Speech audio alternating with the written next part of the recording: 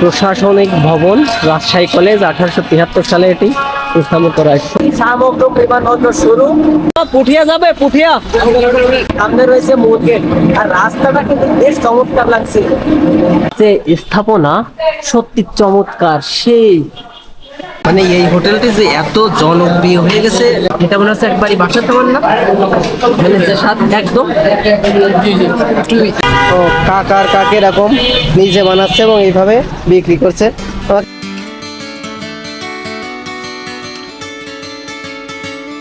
ইতিহাস, ঐতিহ্য, সংস্কৃতিতে ভরা উত্তরের জনপদ রাজশাহী।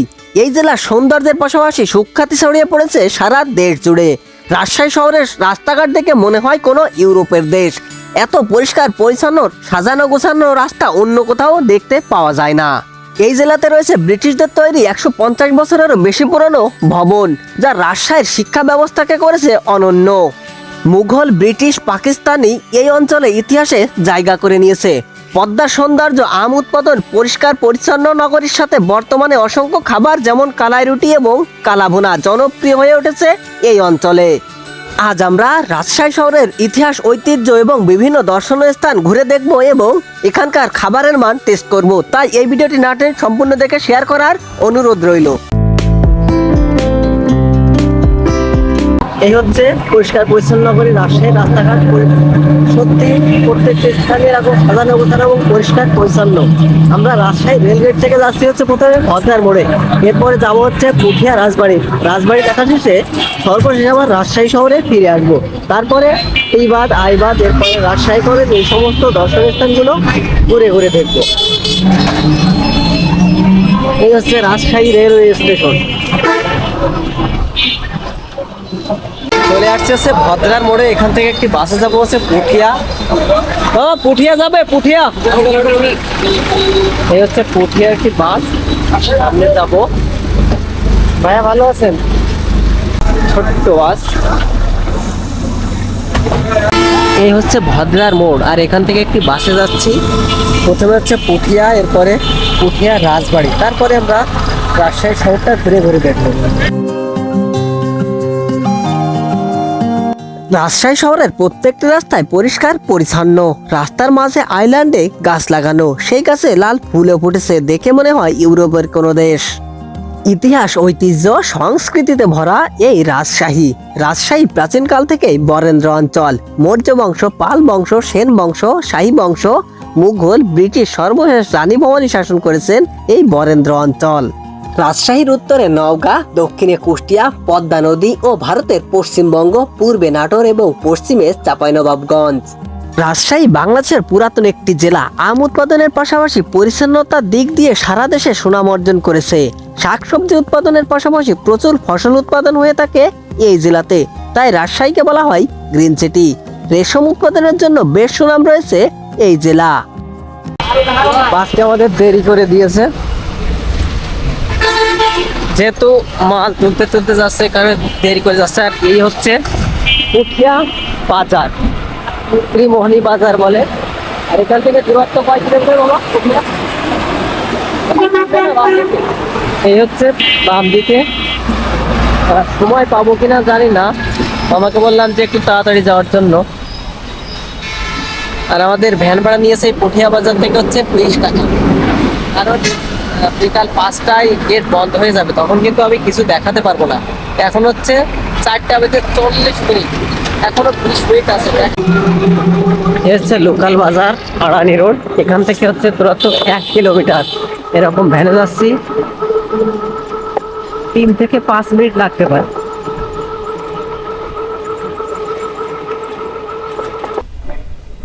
প্রবেশ করছি দোতলায়। দোতলায় রয়েছে জাদুঘর। এটা হচ্ছে কাঠের পাটাতন, অসংখ্য মানুষ আসছে।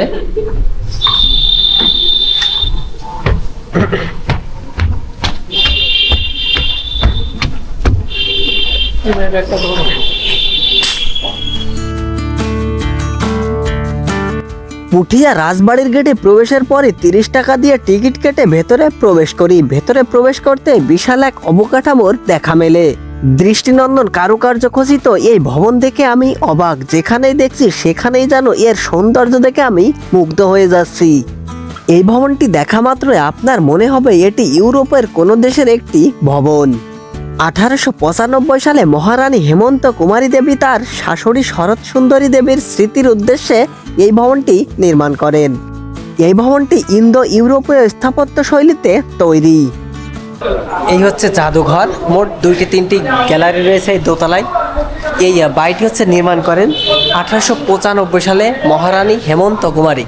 তিনি ওই সময় নির্মাণ করেছেন 1895, অর্থাৎ 1900 শতকের শুরুর দিকে। 130 বছর হয়ে গেছে এই রাজবাড়ির বয়স, কিন্তু এখনও কোনো কিছুই নষ্ট হয়নি। বিষয়টা কিন্তু বেশ ভালো লাগলো।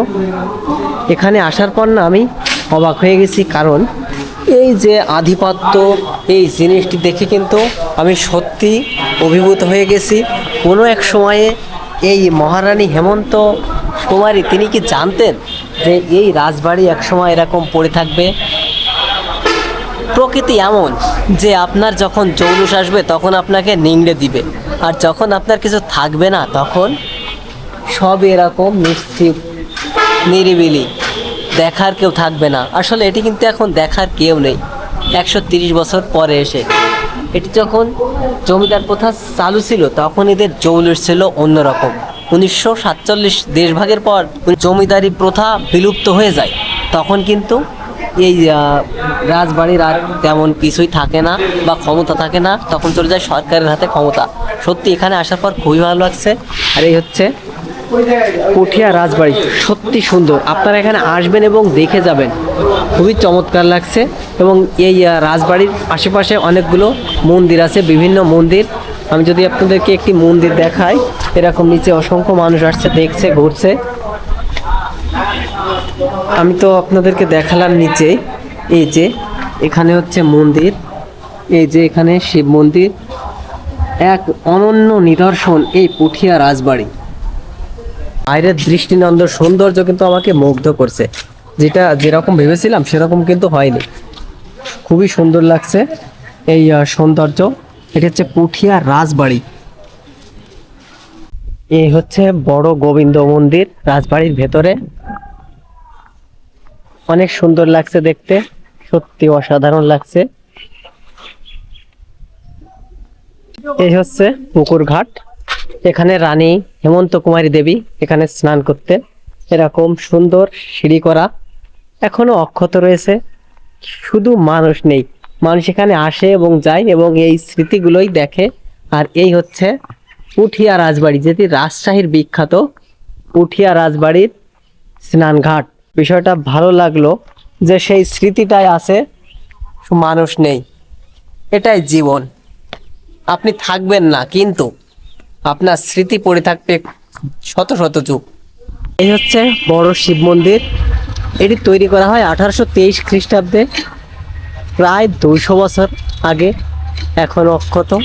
ভাবুন যে এর পূর্বে যত প্রত্নতাত্ত্বিক নিদর্শন এরকম পাওয়া গেছে সব এরকম অক্ষত রয়েছে। আর এটি হচ্ছে সবচেয়ে বড় মন্দির এই পুঠিয়া রাজবাড়ির। পুঠিয়া রাজবাড়ি দেখা শেষে ফিরে আসি রাজশাহী শহরে। রাজশাহী শহর থেকে রেলগেট থেকে এবার আমাদের গন্তব্য নহাটা মোড়ে। রাজশাহী রেলগেট থেকে নহাটা মোড়ের দূরত্ব 10 কিলোমিটার, ভাড়া মাত্র 20 টাকা। আপনারা অবশ্যই অটোওয়ালা মামার সাথে ভাড়া ঠিক করে নেবেন। প্রথম যে অটো মামা সে বলছিল 200 টাকা, আর এরকম লোকাল হয়ে যাচ্ছি। এই হচ্ছে বিমানবন্দর রোড, রাজশাহীর মধ্যে সবচেয়ে পরিষ্কার পরিচ্ছন্ন এবং সুন্দর রাস্তার মধ্যে অন্যতম এই বিমানবন্দর রোড। এই হচ্ছে রাজশাহী শাহ মখদুম এয়ারপোর্ট, এই হচ্ছে গেট। মূলত যারা এয়ারপোর্ট ব্যবহার করে তারা এই গেট ব্যবহার করে প্রবেশ করে, এরপরে বিভিন্ন স্থানে চলে যায়। এটা দেখা যাচ্ছে গেট, অনেক এরিয়া এই বিমানবন্দরে। আর এই যে সামনে রয়েছে রানওয়ে। নহাটা পেরিয়ে এরকম একটা সেতু আসবে, এই সেতুর পরে মূলত বিপুল মামার চারাপোনার দোকান। এরকম পেরিয়ে চলে এলাম এইবারে, এখানে আমাকে নামিয়ে দিবে। মামাকে আমি এখন ভাড়াটা দিয়ে দিব মাত্র 20 টাকা। এই হচ্ছে ভেতরে প্রচুর ভিড়। মামা আসসালামু আলাইকুম। মামা ভালো আছেন? আসছি যশোর থেকে আপনাদের এই কালাভুনা খাওয়ার জন্য। হ্যাঁ, এটা হচ্ছে কালাভুনা। এটা হচ্ছে পুরো মাটির চুলায় রান্না করতেছে, এখনই রান্না রেডি। হচ্ছে লাল ভুনা, আপনাদের লাল ভুনা এবং কালা ভুনা। ও আচ্ছা আচ্ছা, মানে এত জনপ্রিয় এটা দিয়ে দিয়েছে, মানে এখানে আপ্যায়নের কোনো কমতি নেই। সাথে সাথে অর্ডার দেওয়া মাত্রই চলে আসছে কালা ভুনা, আর সেই সাথে সাদা ভাত। দেখি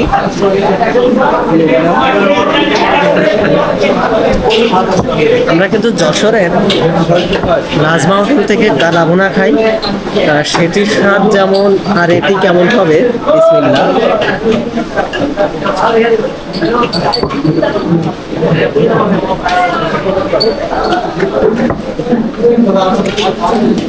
হ্যাঁ, যশোরে যেমন খাই ঠিক তেমনই। শুধু আমি না, এরকম ভাইরা আছে মুখে দেখে। ভাইয়া কেমন লাগতেছে? ভাইয়া তো শুরু করছে। ভাই এখনো টেস্ট করি নাই, মুখে দেই নাই। হ্যাঁ, মুখে দেয়। হ্যাঁ, এবারটা স্বাদ ভালো ভাইয়া, সত্যি ভালো। মানে বাইরে আসছে মূলত ঘুরতে কুষ্টিয়া থেকে, আর খাচ্ছে হচ্ছে কালা ভুনা। এরকম প্রচুর ভিড়। রাজশাহী শহর থেকে বেরিয়ে নহাটা মোড়ে আসার পর ব্রিজ পেরিয়ে রিপন মামার হোটেল। ভেতরে প্রবেশ করতে বিয়ে বাড়ির মতো আয়োজন দেখা যায়। অসংখ্য মানুষ এখানে খাবার খাচ্ছে, কেউ উঠে চলে যাচ্ছে, আর কর্মচারীরা তাদেরকে খাওয়াচ্ছে। এই হোটেলে প্রত্যেকদিন লাল এবং কালা ভুনা রান্না করা হয়। দূর দূরান্ত থেকে এই স্বাদ নেওয়ার জন্য মানুষ এখানে খেতে আসে। বর্তমানে নহাটা মোড়ে রিপন মামার কালা ভুনা রাজশাহীর ঐতিহ্যবাহী খাবারে পরিণত হয়েছে। প্রতিদিন এখানে 60 কেজির মতো গরুর গোশ রান্না করা হয় এবং হাটের দিন এখানে তার পরিমাণ কয়েক গুণ বেড়ে যায়। কেমন লাগতেছে? ভালো, হাইপ যেমন আছে তেমন টেস্টও আছে। হ্যাঁ, হাইপ যেমন আছে টেস্টও আছে। এই হোটেলটি যে এত জনপ্রিয় হয়ে গেছে অল্প কিছুদিনের ভেতরে, আপনারা যারা ভিডিও দেখতে চান তারা অবশ্যই রিপন মামার কালা ভুনা সার্চ করলে চলে আসবে নহাটা মোড়ের। বিষয়টা ফোনে যতটা দেখা যায় এখানে আসলে কিন্তু তার চেয়ে বেশি।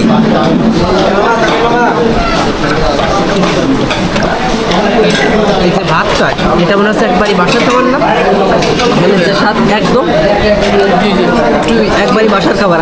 কারণ কি আমি বাইরে বিভিন্ন স্থানে বিভিন্ন জেলার খাবার খাওয়া হয়, কিন্তু এটা মনে হচ্ছে যে এরকম বাসার খাবার পাওয়া যায় না, তাই না? এটাই সত্যি একবারই বাসার খাবার, খুবই সুস্বাদু। খাবার শেষ হয়ে গেল, পরবর্তীতে রাজশাহী আসলে আবার আসবো এই কালা ভুনা খেতে। আমার পেছনে হচ্ছে রাজশাহী কলেজ। আমাদের এই রাজশাহীতে আসতে আসতে সন্ধ্যা হয়ে গেছে, প্রচুর ভিড়, যাইতে পারছি না। রাস্তার দুই দিক দিয়ে প্রচুর যানবাহন আসছে। রাস্তা পারাপারে অবশ্যই সাবধানতা অবলম্বন করা উচিত, যে কোনো মুহূর্তে একটা দুর্ঘটনা ঘটে যেতে পারে। পেরিয়ে গেলাম রাস্তা, প্রবেশ করলাম ভেতরে। ওয়া, সত্যি সুন্দর, একবারই আলপনা করা, অসাধারণ লাগছে, অসাধারণ এরকম আলপনা করা। আর এই হচ্ছে প্রশাসনিক ভবন রাজশাহী কলেজ, 1873 সালে এটি স্থাপন করা হয়। সত্যি অনেক সুন্দর লাগছে দেখতে। রাজশাহী কলেজে প্রবেশ করতেই দেখা মেলে ব্রিটিশ সময় নির্মিত লাল ভবন। 1873 সালে রাজা হরনাথ রায় চৌধুরী এটি প্রতিষ্ঠা করেন। ঢাকা চট্টগ্রামের পর দেশের তৃতীয় প্রাচীনতম কলেজেই রাজশাহী কলেজ। এটির ক্যাম্পাস যে এত পরিষ্কার পরিচ্ছন্ন এবং আলপনা করা, যা দেখলে আপনি মুগ্ধ হতে বাধ্য। অনেক ভালো লেগেছে আমার কাছে।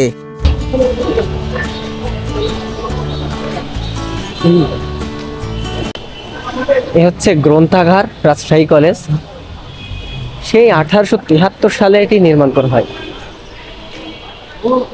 লাল সাদা যে ব্রিটিশ ভাব সেটি এখনো পড়ে রয়েছে, রং করছে। এটি হচ্ছে রোভার ডেন। এখানে বিভিন্ন ভবন রয়েছে, সত্যি সুন্দর লাগছে, লাইটিংটা সুন্দর লাগছে। বিভিন্ন ভবন চারিদিকেই বিভিন্ন ভবন রয়েছে, বিভিন্ন বিভাগ। এদিক দিয়ে রয়েছে কলা ভবন, এদিক দিয়ে রয়েছে আরেকটি ভবন, এদিক দিয়ে এবং এদিক দিয়ে যে রজনীকান্ত সেন মঞ্চ, বিভিন্ন সময় অনুষ্ঠান হয় এই মঞ্চে। আর এই যে ডান দিকে রয়েছে বিজ্ঞান ভবন।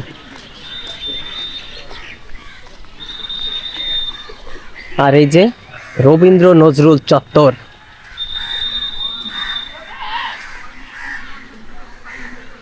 ডান দিকে রয়েছে ফুলার ভবন, সত্যি অনেক সুন্দর লাগছে।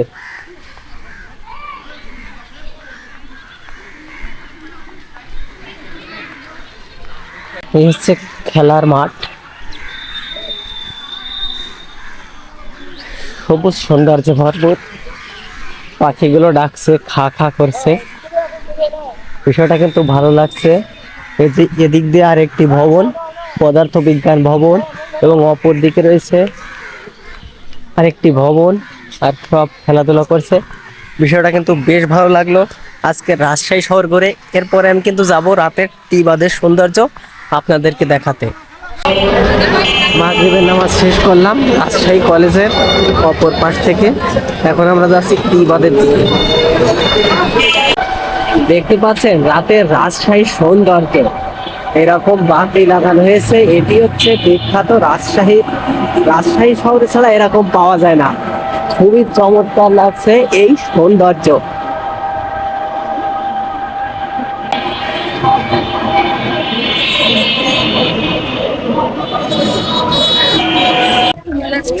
চলে আসলাম টি বাঁধে।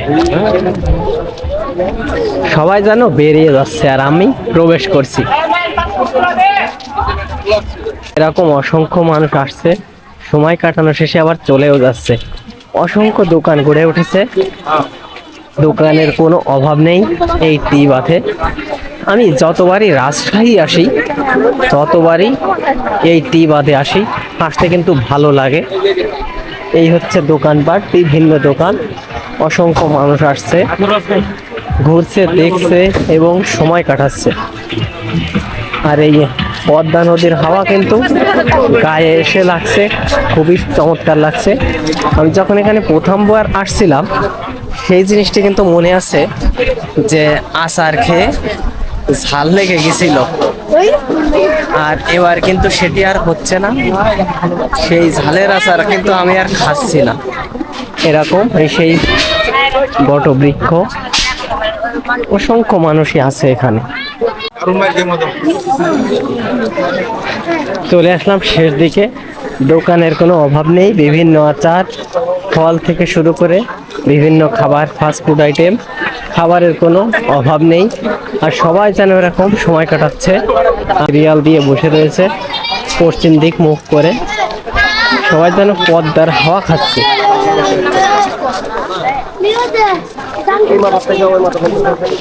বিষয়টা কিন্তু ভালো লাগছে। এই যে লাইটগুলো দেখা যাচ্ছে, এগুলো হচ্ছে ভারতের মুর্শিদাবাদ। আর এরকম অসংখ্য মানুষ আসছে, দেখছে, সময় কাটাচ্ছে। বিষয়টা কিন্তু বেশ ভালো লাগলো আমার কাছে। এই হচ্ছে দোকান। কাকা ভালো আছেন? কি কি আছে আপনার কাছে? পেয়ারা, আমরা পেয়ারা, আমরা। আপনার স্পেশাল কি? স্পেশাল এখন পেয়ারা আনারসটা চলছে। এই হচ্ছে রাজশাহী টি বাঁধের বিভিন্ন খাবার। আর আমরা আজকে অর্ডার দিয়েছি পেয়ারা, মাত্র 20 টাকা নিয়েছি। দেখি স্বাদটা কেমন। বিসমিল্লাহ।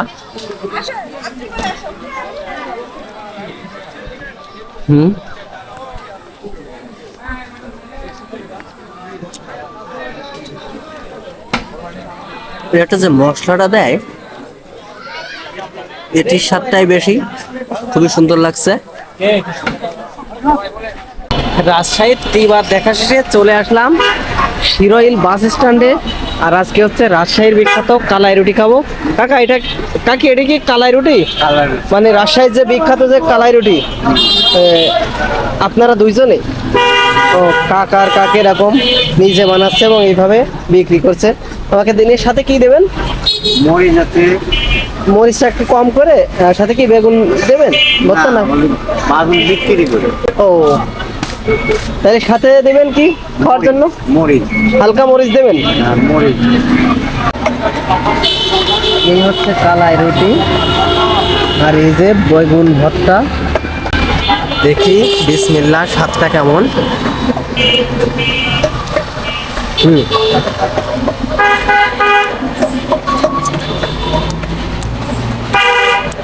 সুন্দর লাগতেছে। গতবার স্বাদটা বুঝিলাম না, কিন্তু এবার বুঝে গেছি।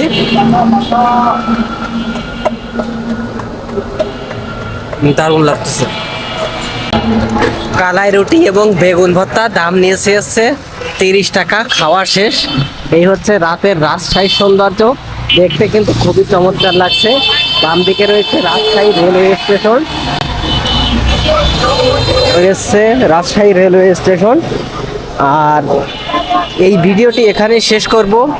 আমাদের আজকে যাত্রা শুরু হয়েছিল রাজশাহী পৌঁছানোর পর সেই দুপুর 2টার সময়।